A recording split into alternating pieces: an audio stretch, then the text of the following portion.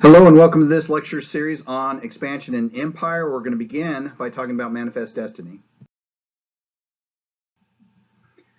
In 1872, John Gast painted this portrait. It's called American Progress. And the thing I really like about this portrait is the amount of symbolism that's in it that ties in with the American expansion across the continent, what I refer to as American imperialism.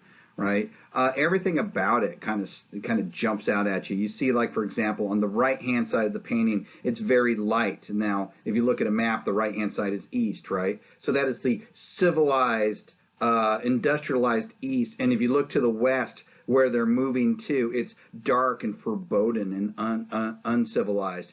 You can see all the different means of transportation. You've got trains, stagecoaches, families in wagon trains, individuals on horses, miners, farmers, right? The woman itself you see floating there, the center focal point of the picture. She's floating. She's angelic. She represents maybe faith or justice or liberty or democracy. She carries with her technology, a telegraph line, right? A book, which could be the Bible or a code of laws, right? So it's rule of law or religion.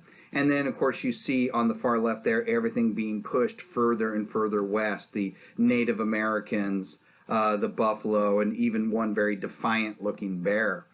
Right? So a lot of symbolism, but what we see in this painting is a representation of America building a continental empire.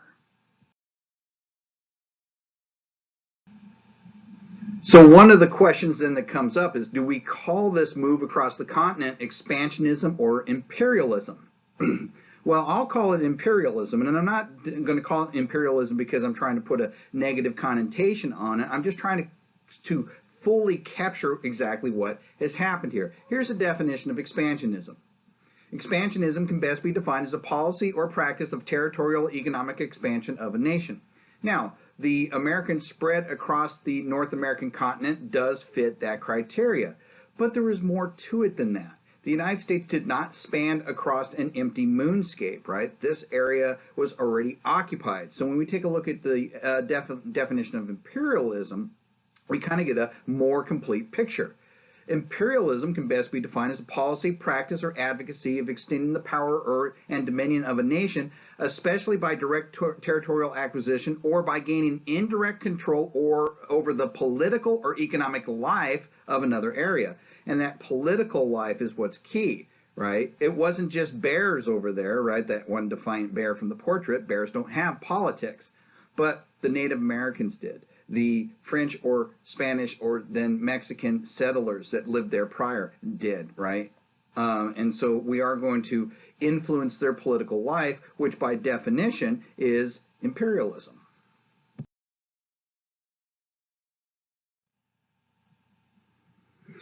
So between 1803, the Louisiana Purchase, and 1853, the Gadsden Purchase, the land area of the United States increased at least threefold. Right? And with only one exception throughout American history, we've always acquired land by one of three ways. We've either purchased it, like the Gadsden Purchase or the Louisiana Purchase, bookending this particular lecture, or through treaty, the Texas Admission Act, for example, which brought Texas into the United States as a state, or through war, right? The Mexican-American War, for example, which we'll talk about here, which led to the acquisition of the Mexican secession, right? So there's these different methods. The only exception to this actually is Hawaii, which we acquired through, well, quite honestly, American business interests overthrowing a sovereign monarchy.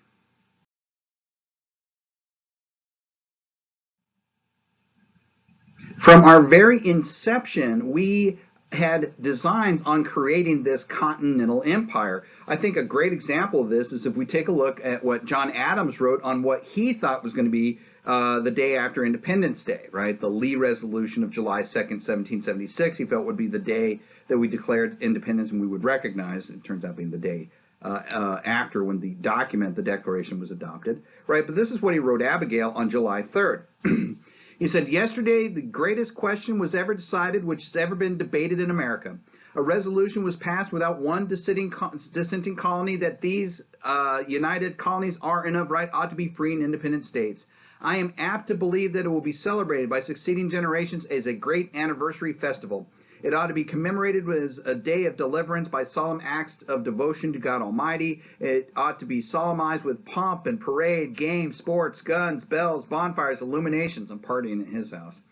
From one end of this continent to the other, from this time forward forevermore. From one end of this continent to the other. Let's put this in perspective for a second here. On July 3rd, 1776, how big was the United States, right? These colonies in rebellion. How far west did they actually go? They only went to the crest of the Appalachian Mountains, right? The United States was only this thin strip of land on the Atlantic coast. Yet here John Adams, the day after the passage of the Lee Resolution, is saying that this is going to be celebrated from one end of this continent to the other. He is already having visions of a continental empire for the United States, and it's going to be his son is going to be the first one that's going to make it a continental reality.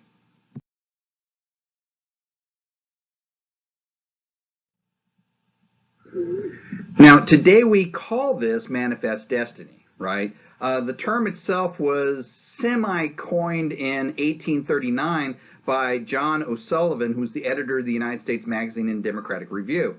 He wrote an article that year called The Great Nation of Futility, which was actually an article that was arguing for the annexation of Texas. Texas at that time was independent, but there was a discussion going on in the United States and in Texas, for that matter, of adding Texas to the United States. Right?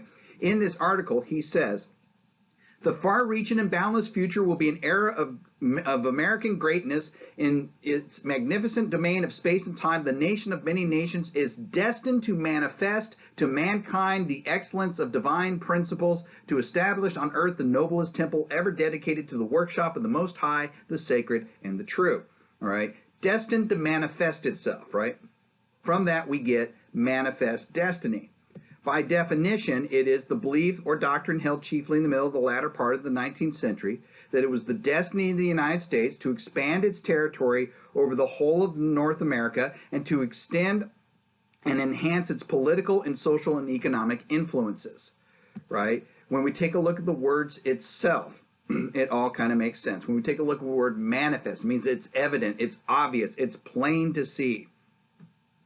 And when we take a look at destiny, it's predetermined, it's inevitable, it's irresistible.